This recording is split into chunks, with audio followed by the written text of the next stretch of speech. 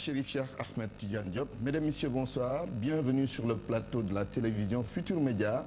Ce soir, nous recevons le professeur Djiby Diakhaté. Bonsoir, professeur. Bonsoir, Antoine.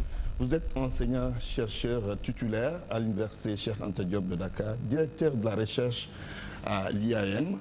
Professeur, deux actualités fortes au menu de cet entretien. D'abord, le procès Hissène Habré, qui s'est ouvert hier à Dakar.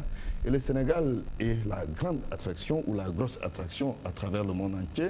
Beaucoup parlent de procès historique à tout point de vue. Est-ce que vous direz la même chose? Oui, je crois qu'on peut parler de procès historique parce que pour la première fois en terre africaine, un ancien président d'une république africaine est jugé par des juges africains. Je crois que de ce point de vue-là, on peut parler d'un événement historique sur le plan judiciaire. Deuxième élément qui me semble important, c'est que pour la première fois aussi, quelqu'un qui a été au plus haut niveau de responsabilité dans son pays, qui a trouvé asile dans un autre pays, est jugé dans ce pays-là, et un jugement qui est ouvert, parce que je crois qu'évidemment on a accepté la diffusion de tout ce qui sort de ce jugement à la télévision et à la radio. Donc je considère que pour tous ces éléments-là, on peut parler d'un événement historique. Oui, Hissène Habré, ancien président de la République du Tchad, il faut le préciser. Alors, vous avez parlé de deux choses qui, à mon sens, pourraient être considérées comme étant antinomiques. Il a trouvé asile au Sénégal. En même temps, il est jugé par le Sénégal ou au Sénégal. Est-ce que ce n'est pas quelque part contradictoire? Alors je crois qu'il faut régler définitivement ce problème-là.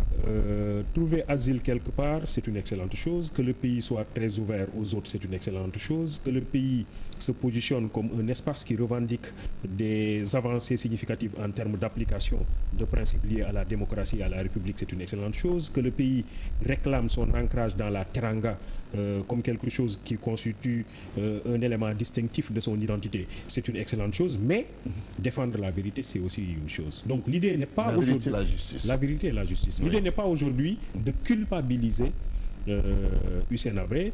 L'idée n'est pas non plus de lutter contre la présomption d'innocence, mais l'idée est simplement de dire qu'il a eu à gérer les affaires au plus haut niveau dans son pays et qu'après des années, il y a eu des récriminations.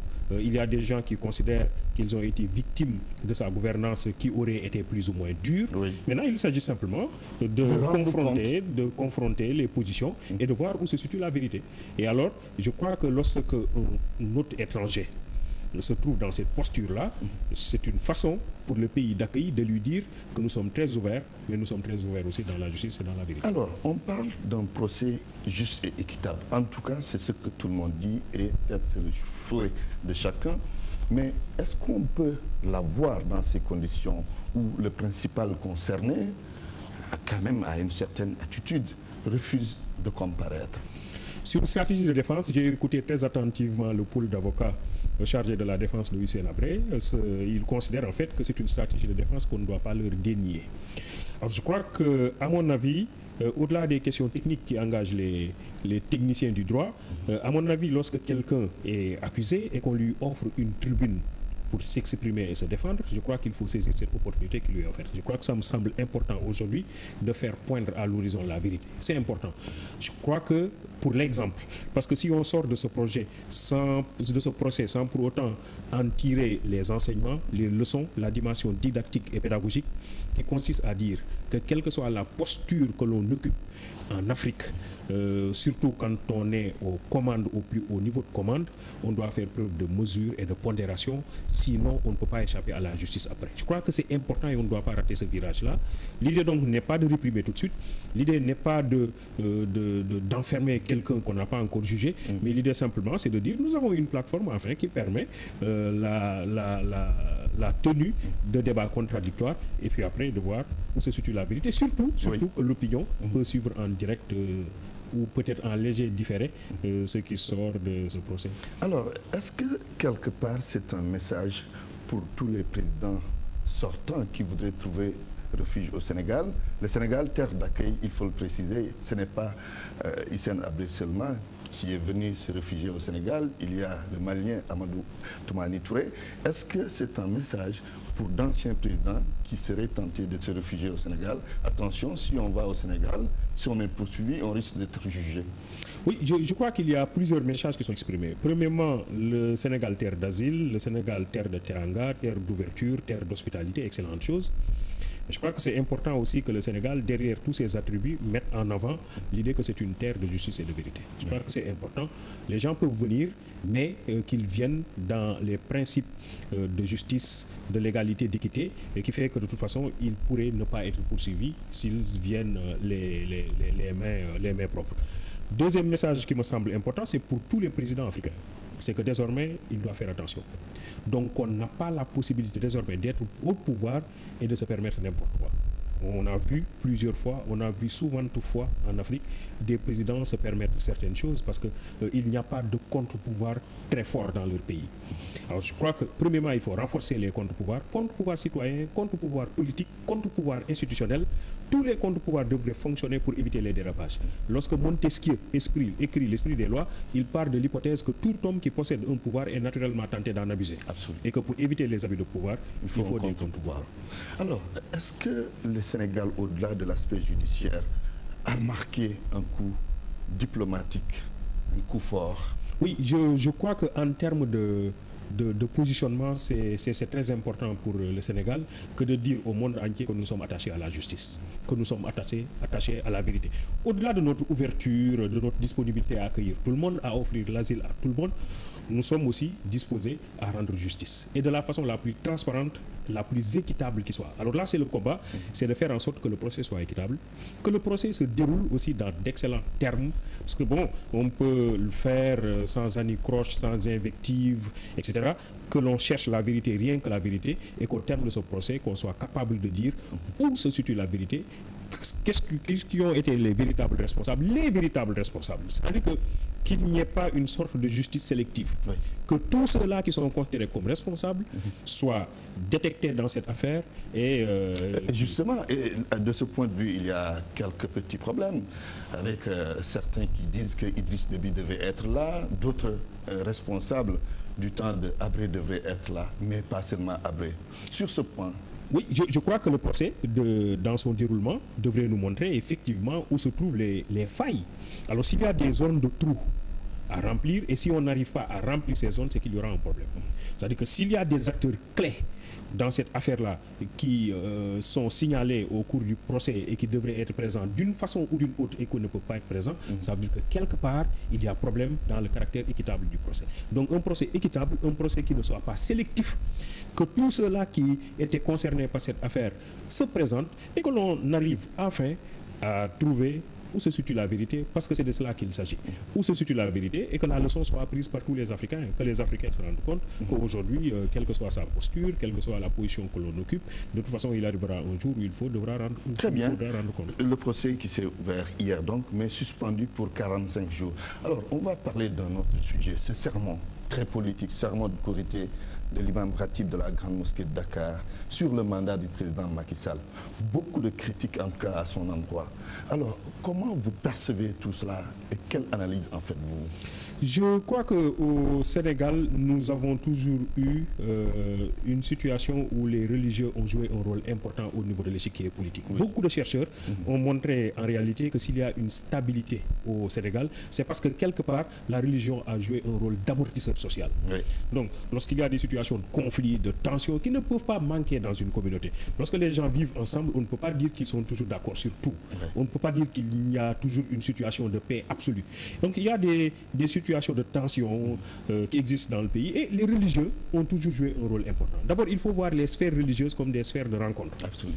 Des sphères qui fonctionnent comme des structures méta-ethniques qui se situent en dehors des clivages ethniques et qui défendent une sorte de solidarité pluriethnique. Alors Alors qui fait que au niveau de toute confrérie religieuse, au niveau de toute association religieuse, toute structure religieuse, vous trouvez des Sénégalais et même des Africains d'obédience ethnique différente, etc., mais qui vivent en parfaite symbiose et en parfaite intelligence. Et l'homme religieux est perçu comme le médiateur le plus crédible dans des situations de conflit pour apaiser les tensions, pour amener les uns et les autres à revenir à la raison. Tout le contraire de cette sortie, qui aura le mérite d'avoir remis toute la classe politique. En tout cas, beaucoup de critiques sur ce plan. Alors, deux choses. La première chose, c'est que l'imam, notamment dans les sermons, parle de faits de l'actualité. Bon, donc l'imam peut parler, il me semble, de la question du mandat du président, de la durée, etc. Donc, parce que l'imam peut s'intéresser à des questions d'actualité. Absolument. Mais il serait préférable, il me semble, que la posture soit une posture de neutralité, en appelant les uns et les autres à la mesure. Je crois qu'il faut dépassionner le débat et ne pas prendre position. Parce qu'en réalité, une position pose le problème après de la neutralité de cette personne-là qui devrait intervenir en situation de conflit.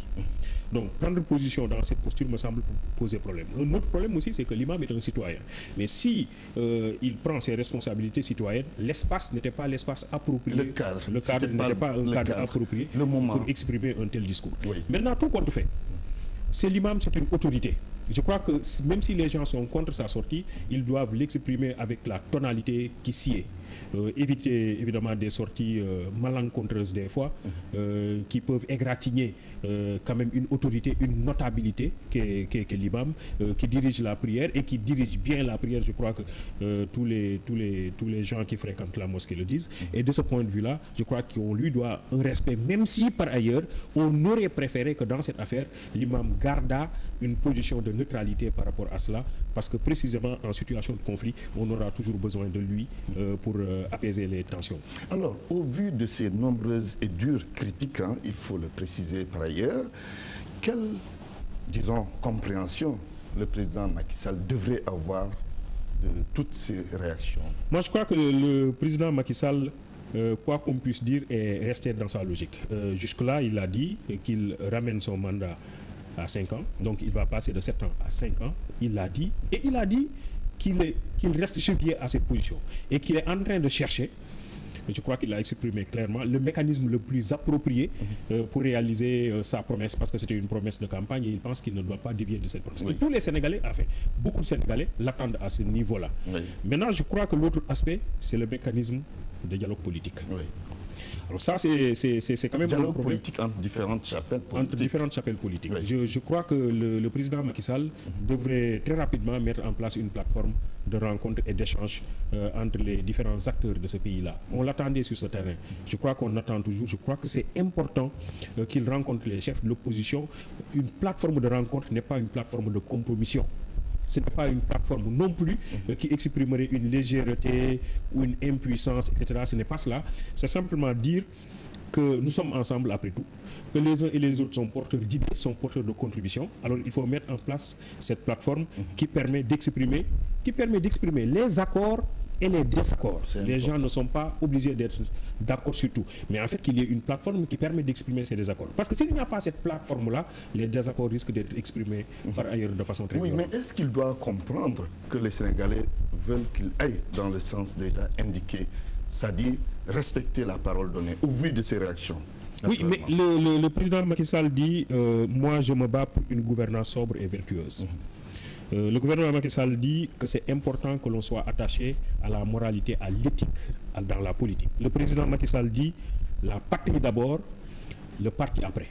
Donc je crois que toutes ces positions-là montrent que c'est quelqu'un qui, en principe, est attaché à une certaine éthique dans l'activité politique en tant que telle. Alors cette éthique religieuse, traditionnelle, historique, identitaire au Sénégal voudrait que lorsqu'on donne une parole, que l'on considère que cette parole nous lie, que nous n'avons plus la possibilité de faire n'importe quoi. Alors il a été très clair pendant la campagne électorale, le mandat sera ramené à 5 ans. Il l'a dit lorsqu'il est arrivé au pouvoir et dans toutes ses sorties jusque-là, il est resté constant. Malgré évidemment la sortie de certains de ses collaborateurs qui pensent qu'ils doivent faire les 7 ans. Mais je crois que le président, lui, a dit qu'il exprimer une idée et qu'il va se battre pour que cette idée-là soit réalisée. Très bien, merci professeur Djibi Diakhaté. Je rappelle que vous êtes enseignant-chercheur à l'université Cheikh Anta Diop de Dakar, directeur de la recherche à l'IAM.